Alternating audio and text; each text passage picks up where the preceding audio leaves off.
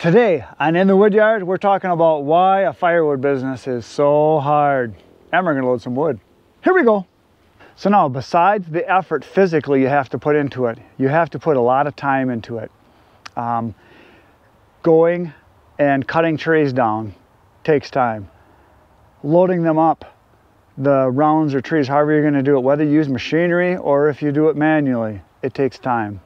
When you get the wood back to your woodyard, whether again, you're buying logs like I do mostly, or if you're going and cutting it and you bring it back, then you got to spend some time with it. You've got to cut it into rounds, you've got to move it, you've got to split it. If you want to sell firewood, you've got to dry it somehow. So whether you're doing a racks like I do where you're drying them, or if you're doing it in a kiln, you got to dry it. It takes time, and even in a kiln it takes time. It doesn't just happen overnight. And to get a kiln is not going to be easy because they're not cheap unless you build one. But then again, there's more time. So then the other thing with the time is it's not just the time you spend with the wood, it's the time you have to wait for it to be dry so that you can sell it.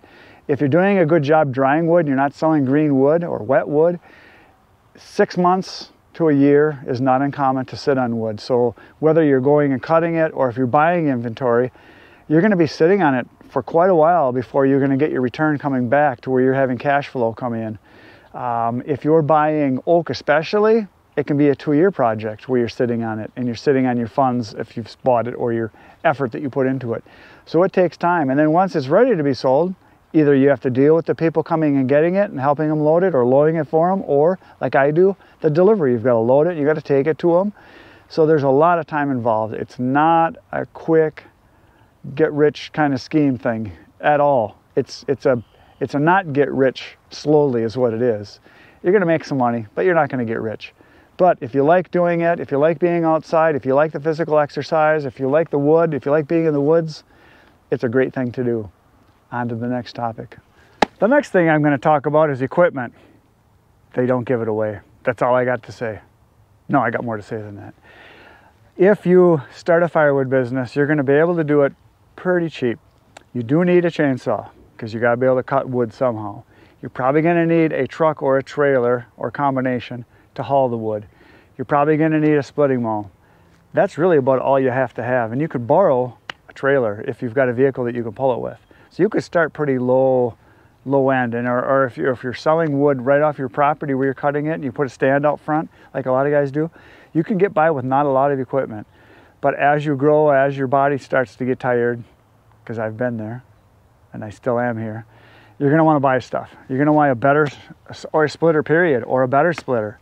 And you're going to want to maybe buy a better truck or a better trailer, a dump trailer like I did. You're going to want to buy a tractor. You're going to want to buy a better chainsaw, more chainsaws, bigger chainsaws. And it's not just a want, it's also a need. If you want to grow your business, you've got to get better equipment. You can't do it staying really small and grow, because you physically can only do so much in a day. You can only cut so much wood with a chainsaw and splitting it by hand. After that, you've got to get more machinery, and that means splitters, tractors, dump trailers, bigger trucks, processors someday, which I'm working towards. So getting equipment is an important thing. And one thing that I caution a lot of people on, you probably know a lot of you that watch the channel, do it slow. Don't go out and borrow 50 grand and buy all the equipment you think you're going to need without a customer base. The most important thing in your business is your customers. It's not the equipment, it's not the wood. It's not spending time in the wood, it's your customers. If you don't have customers, you're going to spend a lot of time alone out in the woods wishing you had some money so that you could buy other equipment. Customers are everything. You have to have sales to build the business.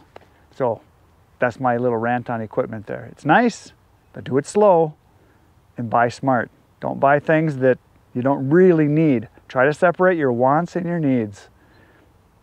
If you learn that, you'll do fine. Next topic. So the next thing I'm going to talk about is space. You need space. Firewood is not a small item. It's not like you're selling little bitty things. Like you're not selling marbles. You're not selling diamonds. You're not selling little bitty toys that can be shipped. This is big stuff. It takes up a lot of space. You don't need a lot of space, but you do need some space. I have 4 acres or so on this property, but I'm using less than 1 acre for my wood. Maybe 3/4 of an acre, but I have it spread out. and I have it accessible, you know, so I can get to it. So you can see I'm just kind of walking past some of the stuff here. I have wood spread out kind of everywhere. So if you start your wood yard in a small little bitty backyard space, you're going to wish you had more space real soon. You run out of room quicker than you think, and I keep expanding. I keep going farther and farther with my whole, you know, operation here. I'm constantly thinking about where else can I put some wood? Where else can I make an alley so I can get between wood? Where can I dump some loads of wood? Where can I put logs that come in and have it rotating in stock? So you got areas that are opening up and you have areas that are you know, with wood drying. Right now I'm opening this area up so I can have some whole bunch more space over here. You're going to have, you know, room enough that you can get equipment around. I mean, that's something to think about. I'm constantly thinking about how much room am I going to need for getting the truck and trailer, and how much room am I going to need for the tractor to turn around? How much room am I going to need if I get a processor someday? Where am I going to put it so that it's centrally located? And then how do I move the stuff around? So if you've got a little bitty speck on the map, kind of a lot, you might need to find somewhere else. And I get asked by guys all the time, you know, what would you recommend that I do? What should I look for? Well, my first suggestion is that talk to people you know, tell them what you're looking for. Everybody knows somebody. And somebody will have something that you'll be able to use as far as a space, whether it's a lease or if they just let you use a little piece of land that they've got that's not being used. Maybe, you know, you can get it, you know, free. Maybe you can pay a little bit and get some. My idea is that you talk to people that you know, and maybe you go start knocking on doors, asking farmers, telling them what you're looking for. If you've got an area that's you're looking at that would be a good location, not only to have all your wood, but to also have a wood yard, that you would have a frontage area that would be along a highway that you could sell wood also. And that's, again, another thing there too, is, you know, getting more areas to sell. So you got to think about that. But space is a thing, and it's real, and you got to have it. You don't need a lot, but I think you got to have enough and plan for growth for the future. So that's something to think about. The next thing I want to talk about is advertising. That kind of is the medium between your product and your customers. You have to get the people to know about what you have. Now, if you rely on a drive-by type situation where people can see your product from the road and they just buy from a stand or several stands, you know, that's advertising because people can see it. But if you're kind of in the middle of nowhere, back road maybe, you're gonna have to get some places maybe where people can see your product. And another way to do that is obviously by actually doing advertising. So you could have a website, which isn't that hard to do. You could advertise on Craigslist, you can advertise on Facebook Marketplace, you can put up information in gas stations where people can do picking and get your number from, hand out cards to people, business cards, go to campgrounds and try to ask for business. I mean, you got to get out there, you got to get yourself out there. And if you've got a good product, you will get referrals, and that's probably the best part about growing a small business, is you get referrals from people. But it doesn't happen overnight, but it will happen. And I can tell you this, and because I've had this come up a lot of times with other people that have started firewood businesses, is that you think you have a lot of wood until you start selling it, and then you realize you don't have very much. Happened to me, it happened all the way until just the last couple of years now. You know, I had hundreds of cords I would sell, and I'd run out of wood in the middle of winter, and I had nothing to sell, and I had people calling me, hey, I want to get some more wood, and I had nothing. So I was basically telling people, no, I don't want your money. So this is the one thing I can say that's probably one of the biggest things. You cannot have too much wood. Keep cutting, keep splitting, keep stacking, and it's an ongoing process. You don't just build up your inventory and they're like, oh great, I've got it now. Now I can take it easy. No, you got to constantly be on it. Every time you sell wood, you got to replace it with more wood. You've got to keep it rolling. But customers are huge, and how you handle your customers is very important. I'm going to do a video on that coming up pretty soon about how to correspond with people, the back and forth of when they contact me, what I say to them, whether it's on the phone or in a text, and or email, how I go back and forth with people and how to properly do it so that you impress people with what you're doing, not just saying, yeah, I got wood, I can bring it tomorrow. I mean, you got to be more than that, and we're going to go more in depth in that in another video coming up. So we're on to the next topic now. So now I mentioned customers several times, and I'm going to bring it up again because this is, again, one of the most important parts of your business, so your customers. And not just getting the customers. Yeah, that's a big effort. That's something that takes time. It doesn't just happen to build up customers. But one of the most important things a lot of people overlook is keeping your customers. Once you get them, make sure that you keep them before they go to someone else or before they don't buy from you anymore. The way that I do it is try to do outstanding customer service. That means respond back to them right away when they call, answer their questions, actually tell them what they need to know, because a lot of times they don't know what to even ask. Ask them questions, leading questions like, what are you going to use the wood for? Is it for a smoker? Is it for your backyard pit? Is it for the fireplace? Are you heating with it? What kind of wood typically do you buy? There's tons of things that you need to ask. And I try to gracefully ask those questions as I'm corresponding with people, whether it's on the phone or in a text or an email. So you find out more information. But then once you get them, make sure you deliver on time. Make sure you deliver a quality product. Make sure that you follow up. I do. A lot of times will text them the next day. How's the wood? Is it burning good? Do you like it? When do you think you're going to need some more? I've sent letters to people. I've done a whole letter campaign to my past customers before because I retain their names, their addresses, their phone numbers, what they bought, what kind of wood, how much wood, when they bought it. I have cards I fill out and I keep track of all that information. Because once you get a customer, it's pretty easy to keep them if you just do your work and follow up. Because very few people do that nowadays. So I will make sure that I try to keep them as long as I can by doing whatever it takes to keep them happy. So customers, and then you want after that some more customers. Next topic. So this is the big one. I saved it for the end of why a firewood business is so hard. Injuries. You will get injured. You will be in pain. You will be cut. You will bleed. You will be sore. You won't want to do it some days. You've got to deal with the weather. I've had all kinds of things happen, but I haven't let it stop me. There's a lot of guys that will say, oh, you know, my arm's hurting, my wrist's hurting, my fingers are hurting, my elbow's hurting. Yeah, it's going to happen. If you're producing any kind of quantity, it's going to hurt. Even if you're using machinery, you're going to get hurt from time to time. It's not a safe business to be in. This stuff is heavy, it's awkward. There's nothing easy about it. It is, like I said earlier, like my dad says, it's bulwark. You're going to get smashed fingers. You're going to get splinters. You're going to cut your fingers. You're going to maybe twist an ankle on the wood pile. You're probably going to have sore hands. You're probably going to have tendonitis. You're probably going to have sore shoulders once in a while.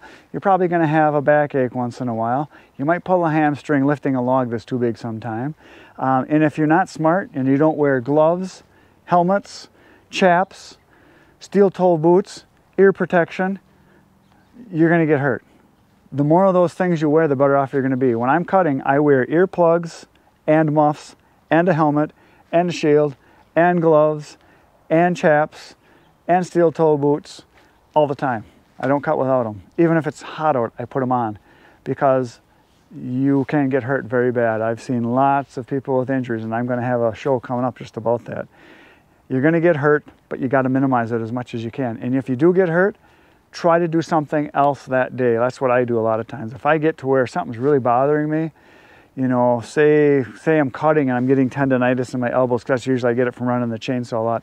I'll do something else. I'll do stacking. I'll do yard cleanup. I'll do some tractor work where I'm moving things. Try to change it up a little bit, or maybe splitting where it's a little bit easier, where you're not lifting as much. So I'm just saying, it's work. That's why I like delivery days. It doesn't hurt as much. All you got to do is load the wood and go dump it. Speaking of which, I have a delivery. Actually, I got a bunch of deliveries.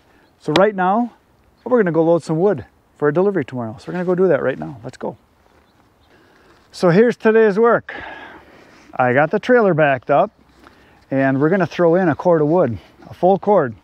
And I'm going to take off the top pieces here, and I'm going to take off the cover because it did rain. There's a bunch of water on here, as you can see. It's kind of water all through there. I'm going to pull that off because the wood is dry underneath.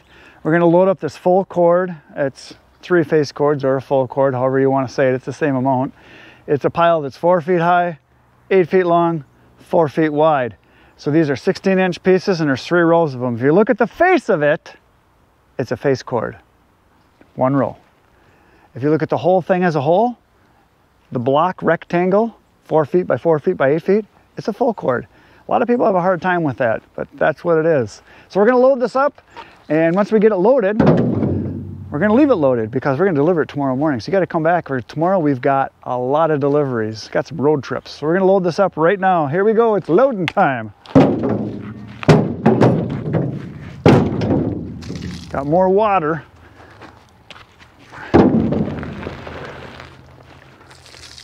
And more water. And yeah, some of these pieces are a little wet, but they'll dry out. No big deal.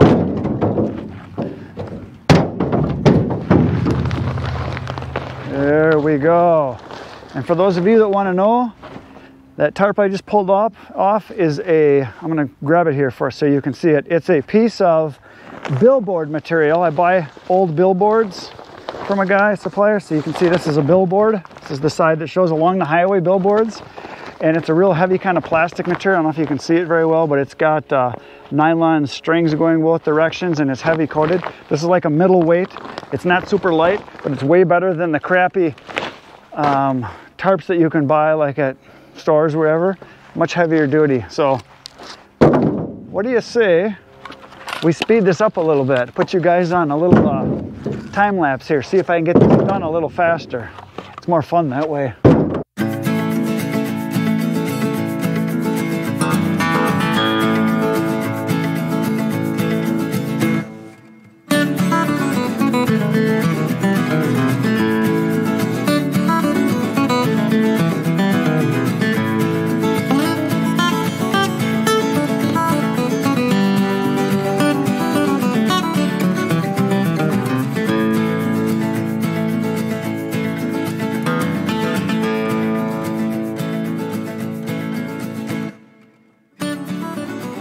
There it is.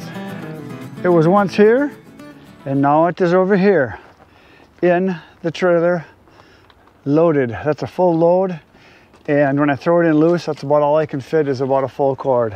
And for those of you that have been around a while, you know that when I do 4 face cords or a full cord and a third or a full face cord and 2/3, I have to stack it to get it in, because I only have a 10-foot trailer. It's 10 foot long, 6 feet wide, 3 feet high, so that's what I can fit into it, which is a good amount. A lot of people order that, but I do want to get a bigger trailer. I want to get a 12-footer possibly, maybe a 14, I don't know, we'll see. But that's loaded, and tomorrow morning, this is going to be dumped. First thing in the morning, I'm going to do this dump, and then we're going to come back, load it up again, just like this. Go for another big, long road trip. I got a guy that's paying me to take it a long ways to his cottage. We're going to do that delivery, and then after that, then I think I've got either another full cord or 2 face cords, I don't know. And I think I got one after that. Tomorrow's a big delivery day, so that's what's going to happen tomorrow. We're going to be dumping wood and bringing Uncle Benjamin home where he belongs. That's tomorrow. Come on back. It'll be fun. Between now and then, poke some buttons. It's fun to do. Just hit the like, the subscribe, the share. It's all you got to do. It's not hard. I'm not asking for much. Between now and then, which is tomorrow, you're coming back. Get outside and get cutting. Good night, Irene.